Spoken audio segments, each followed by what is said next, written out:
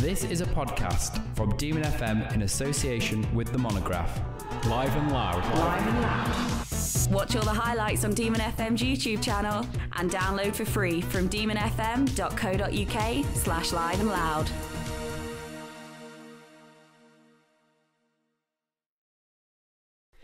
Hi guys. This is a Demon FM podcast. I'm joined by Red Root Blue. Can you first off introduce yourselves and start with what instrument you play, starting from there? Hi, I'm Jack, I play bass. I'm Jamie, I play guitar. I'm Tyler, I play guitar and lead vocals. I'm Will, I play drums. Right, thank you. First question is, Red Root Blue, where'd you get the name from? Because it's quite an interesting name. Yeah, It's quite a long process, really. I was on the way back from, I was on the way to Leicester, and I just thought I'd jot down a few names when we were trying to think of something. I think we had about a big A4. Yeah, we had a big list of names, and names. we just chose one out of that, really. It doesn't actually mean anything There wasn't specific. a meaning. Right, because I I mean, thought it sounded alright. yeah, that's the thing. Because I was thinking red, blue, root. Then it sort of like gave me a little bit of a, like a car chase sort of thing, like a police. Yeah. So there's the red and the blue, and then there's the root, and then Yeah. But is it nothing to do with that? No. I think someone else mentioned that at some point as Right. well, and Because again, say looking on your Facebook page, I mean, your cover photo is just—it's actually quite a block party-ish. Have you've seen? You've listened to A Weekend in the City, have you? Yeah. The cover for that is all like city sort of landscape sort of thing. That struck me as that. So that's where I got the whole idea for car chase sort of thing. But no, that's cool. For people out there who haven't listened to you, how can you describe your sound? We're two sort of. We try to blend it as sort of indie funk. That's our sort of That's two how main. we two kind main of put sounds. that name on it, but I don't know. I mean, It's, we're it's all, a bit all of sort everything. of influenced by different things. Like, I really like the funk side of stuff, but Nice. everyone else is. Like we'll have a jam at rehearsal and we'll play like, common like songs that you hear about in the charts and stuff and wherever, just for a laugh anyway. So, and then when it comes down to our sound, it's just a bit of everything really. So if you had to tie it down to one thing, then you say indie funk. Indie rock, indie funk, yeah. Yeah, there's elements of pretty much everything in it. To be fair. Because like I was saying, I was listening to your SoundCloud and I was listening to a couple of your songs. Like I was saying, the 2013 T Test or whatever it's called, the strange titled song. It was quite experimental. It was quite chilled, I'd say.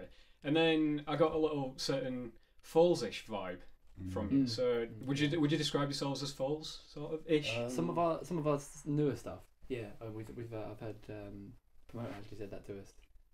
Compared we our did get earlier quite stuff a- to our more newer material, and they said there's like a Falsy vibe to it. Some of the elements to it, yeah. Right. So best venue. Where would you say your best venue was that you've played so far? Because I know you've played a couple. I think Firebug. Firebug, personally. Yeah. Firebug, Yeah. Just in Really? terms of sound, the sound that we get from Firebug, and It's massive. yeah, we've Good got the vibes. biggest. Well, crowds from so what far. we've played at, Have you played venues outside of Leicester? we haven't. Uh-huh. It's been mostly around here. I mean, first two, because we're in the third year at DMU. We got together at the end of the year, and then first year, and since then it's been mostly local because we've had work on and stuff like that, and just trying to work around it. So it's We're just looking to, easier that way. So we're looking to branch out soon, though. I think we're going to sort out a gig in Nottingham. We can possibly go into Leeds as well within the next couple of months, just because friends from uni are up there, and we know some promoters that do stuff over there as well. So just trying to branch out, get out of Leicester, and do different cities maybe. So if you're a uni band, are you quite serious? Do you think after university you're going to carry on together and stuff? Because, good sound and... I'd like to. I'd like to think so. Myself, Yeah. but, It will be hard. Yeah. But we love the music. Yeah, So we all love playing the music, so Um, that should carry us through. Right, like I'm saying, the generic question. So, if you could replace yourselves with, in another band, if you could replace a member from another band with yourselves, who would it be and why? And we'll start from Jack. Do I have to pick do I pick myself or do I pick another person in the band. Is that what we're doing? Well, what it is so you've got a band, a well-established band, a really big famous band, and then you think, oh, I want to play with them. So you'll have to, because you're the bassist, you'll have to replace a bassist from this band. Okay, I'll pick Flea from the Red Hot Chili Peppers.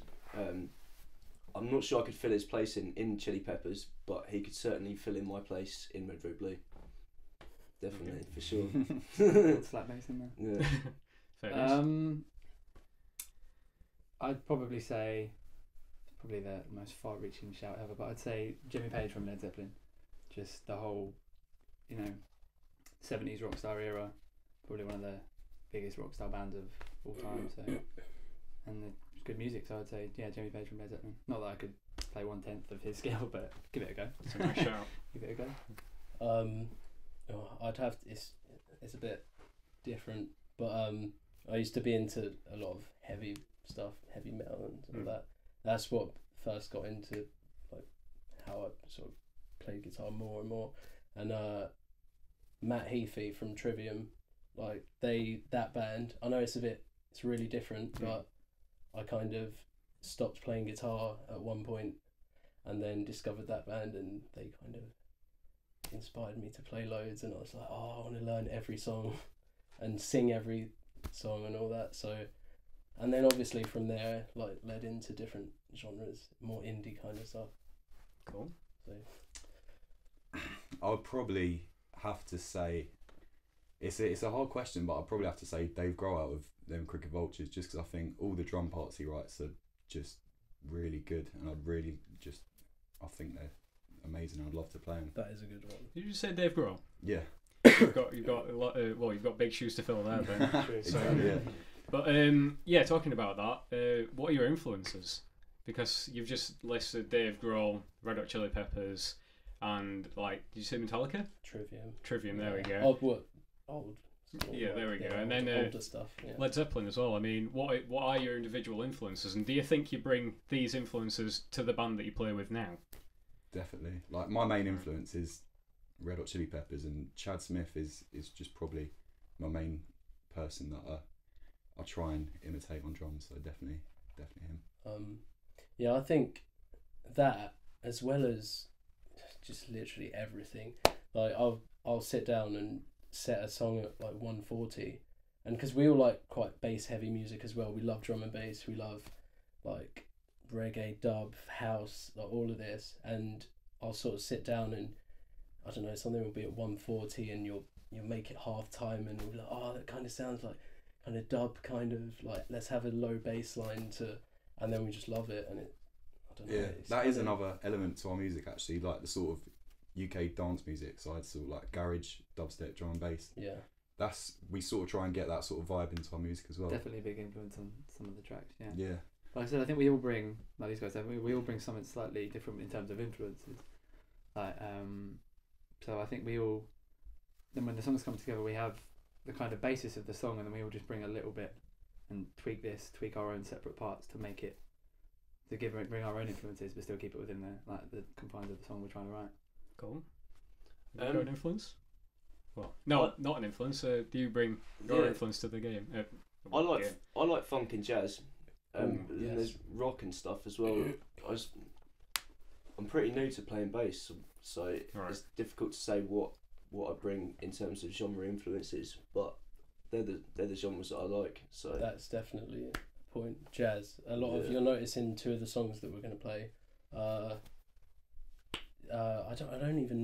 don't know much theory myself. I just kind of listen to it, and a lot of the things we write, I don't know. It's kind of, you get these jazz influences, oriented chords and stuff.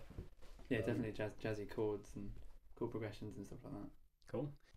So, as this is a podcast, and as we like to do, like different topics each month and things like that, the topic this month is flyering.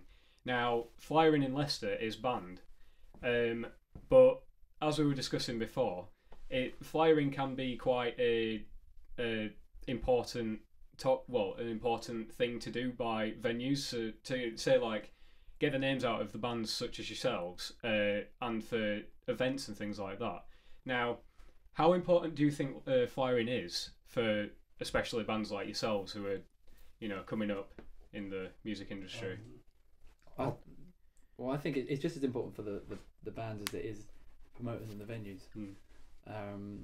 But I think it's definitely important, but obviously it wouldn't have been banned without a reason. Some people complained, so I think there was a point where some people took the mick a little bit. Like obviously I've in my uni house I've got the front door, so I know all about flyers and leaflets for for takeaways and etc. like that. But then obviously it can be important, but for like I said, for venues and bands equally as important. I think flying's less important now since Facebook and Twitter have come along. Really, that's a good point. Networking, it's different. I think one of the main things is if the music's good in the band, that's the main thing that drives people to come and see you. Flying doesn't really take that much of a role. I don't think. Really keep a flyer more of as a sort of something to take away from it. You know, if you've been to a gig and you had the flyer for it, keep it as a sort of, say if I lost my ticket or something, I'll keep the flyer. I understand. I understand what you're saying. So you're saying it's more like an archaic sort of advertisement now that we've got Facebook and we've got SoundCloud and things like that. So, okay. No one goes out their house anymore. Oh yeah, that's true. Everyone's on the web. Yeah, exactly. Well, thanks for that interview. Anyway, we'll be looking forward to listening to your tracks in a couple of hours or so. You know. Nice. So yeah, thank you. Thank you. Cheers. Cool. Thank you.